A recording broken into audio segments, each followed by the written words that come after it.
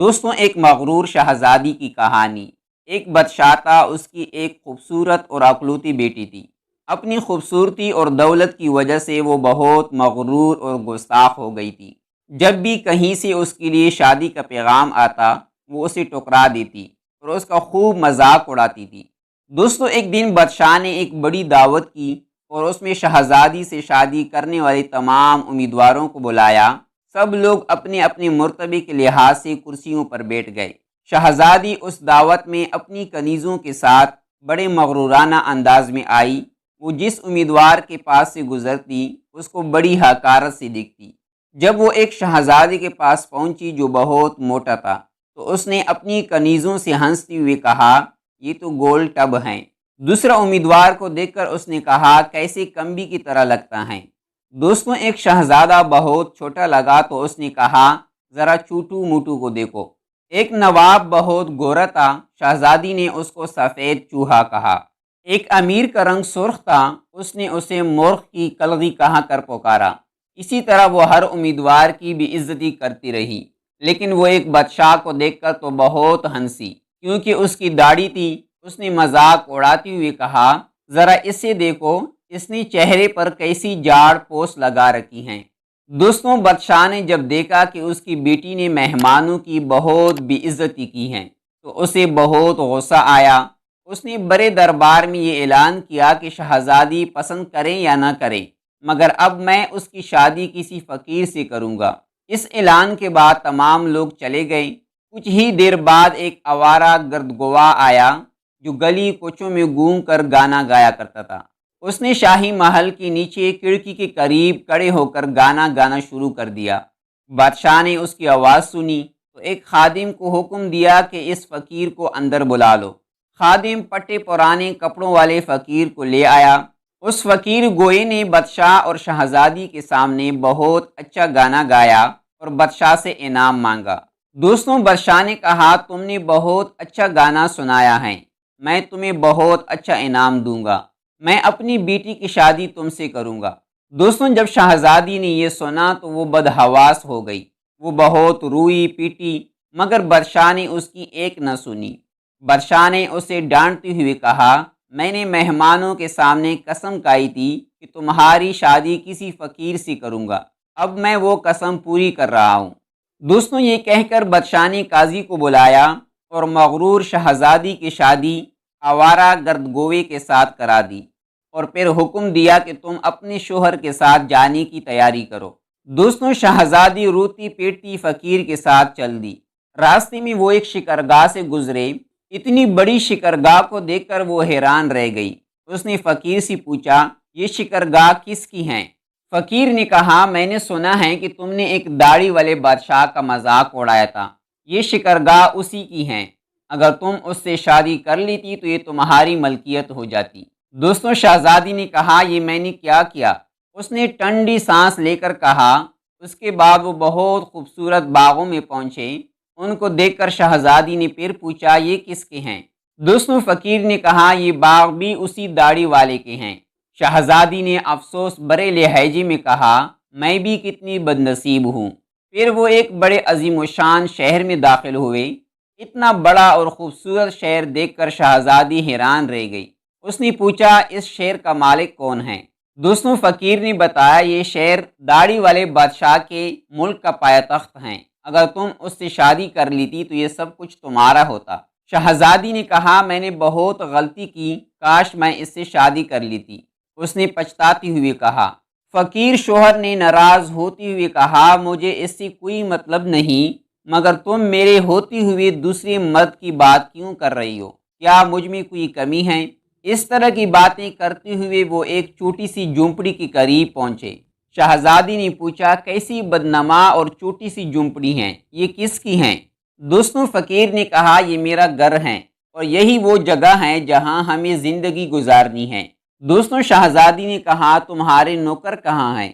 دوستوں، فقیر نے کہا، ہمیں نوکروں سے کیا کام، تم ہر کام کر سکتی ہو، اب آگ جلاؤ اور میرے لیے کھانا پکاؤ، میں بہت تک گیا ہوں۔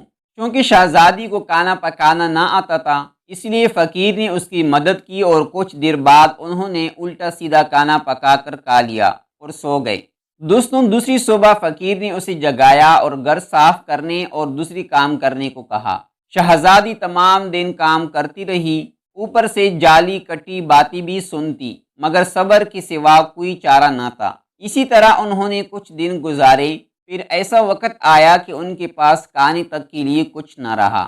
دوستوں ایک دن فقیر نے کہا، میں نے جو کچھ کمایا تھا خرچ ہو گیا، اب تمہاری کمانے کی باری ہے۔ میں تمہیں بید لا کر دیتا ہوں، اسے تم ٹکڑیاں بنا لینا۔ یہ کہہ کر وہ جنگل گیا اور بید کاٹ لے آیا۔ شہزادی نے ٹکڑیاں بنانی شروع کر دی۔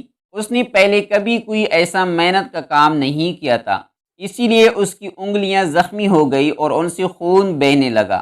دوستوں یہ دیکھ کر اس کے شوہر نے کہا، میرا خیال ہے یہ کام تم نہیں کر سکتی، میں تمہیں کچھ سوت لا کر دیتا ہوں، اس سے کپڑا بنا لینا۔ مگر وہ یہ بھی نہ کر سکی۔ فقیر نے کہا، تم تو میرے لیے بالکل بیکار ہو، تم کوئی کام نہیں کر سکتی، تم سے شادی کر کے مجھے بڑا نقصان ہوا ہے۔ بہرحال میں کوشش کرتا ہوں کہ تمہارے لیے مٹی کے برتن لا دوں، تم بازار جا کر ان کو بیچ دیا کرنا۔ دوستوں مغرور شہزادی نے اکڑ کر کہا، مگر جب میں بازار میں کڑی ہو گئی تو میرے ملک کے لوگ مجھے اس حال میں دیکھ کر خوب ہنسیں گے۔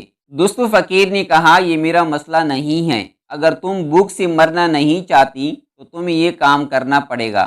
دوستوں مٹی کے برتن بیچنے کا کام بہت اچھا چل رہا تھا۔ لوگ جب ایک خوبصورت لڑکی کو بازار میں برتن بیچتے دیکھتے تو اس پر ترس کھا کر کچھ نہ کچھ خرید لیتے۔ برتن بیک گئے تو فقیر نے اور برتن لا کر دے دیے۔ اسی دوران ایک غسیل بدمزاج سپاہی وہاں سے گزرا۔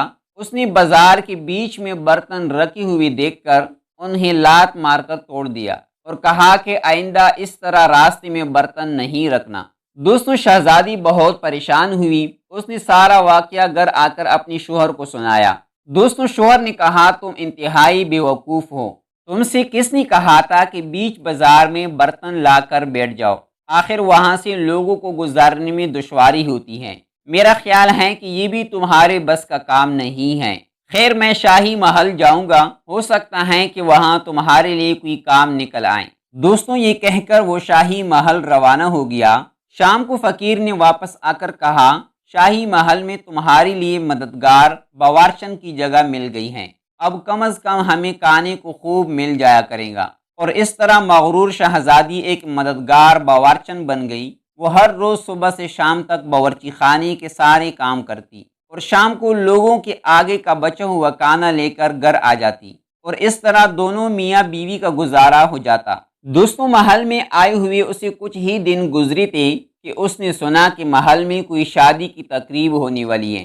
مقرر دن جب مہمان آنے شروع ہوئے تو وہ باورچی خانے کی کھڑکی سے انہیں دیکھ رہی تھی۔ نقیب اور چوبدار زرق برق کپڑوں میں مہمانوں کا استقبال کر رہے تھے۔ ہر طرف بڑی شان و شوکت اور دھوم دھام نظر آ رہی تھی، لیکن شہزادی اپنی قسمت پر آنسو بہا رہی تھی اور اپنے غرور، تکبر اور بیوقوفی پر پچھتا رہی تھی۔ اسی دوران کچھ خادمیں آئی اور انہوں نے اس کو بہت سے مزیدار کھانے دیے جو اس نے ٹوکری میں رکھ لی اور گھر کی طرف چل پڑی۔ دوستوں ابھی وہ محل کے دروازے سے گزر ہی رہی تھی کہ اچانک ایک بہت ہی زرق برق لباس والے ایک شاندار اور خوبصورت شخص نے اس کا راستہ روک لیا۔ شہزادی نے نگاہ اٹھا کر دیکھا تو وہی داڑھی والا بادشاہ تھا جس کا اس نے خوب مذاق اڑایا تھا۔ وہ خوف اور شرم سے کانپنے لگی۔ بادشاہ اسے لے کر حال میں پہنچا۔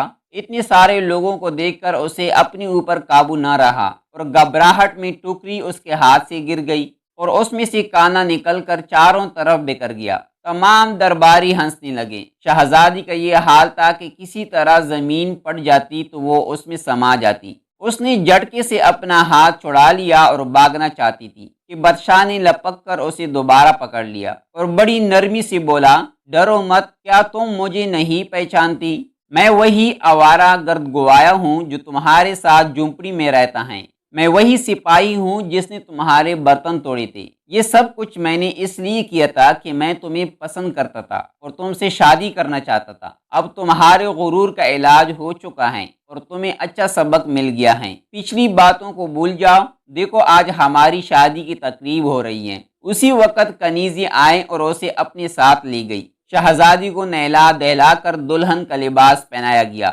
جب وہ دوبارہ حال میں آئی تو دیکھا کہ اس کے والدین اور اس کے تمام درباری بھی وہاں جمع ہیں۔ سب لوگوں نے اسے مبارکباد دی۔ دوستوں، اب شہزادی بالکل بدل چکی تھی۔ اس کا غرور، اکڑ اور دوسروں سے نفرت ختم ہو چکی تھی۔ اس نے زندہ رہنے کا ڈانگ سیکھ لیا تھا۔ دوستوں، اللہ تعالی ہمیں ایسے واقعات سننے اور سمجھنے کی توفیق عطا فرمائے۔ اگر ویڈیو پسند آئے تو ویڈیو کو لائک اور شیئر ضرور کریں اور ساتھ ہی چینل کو سبسکرائب کریں۔ ملتے ہیں انشاءاللہ نیکسٹ ویڈیو میں۔ دعاؤں میں یاد رکھیں۔ اللہ حافظ۔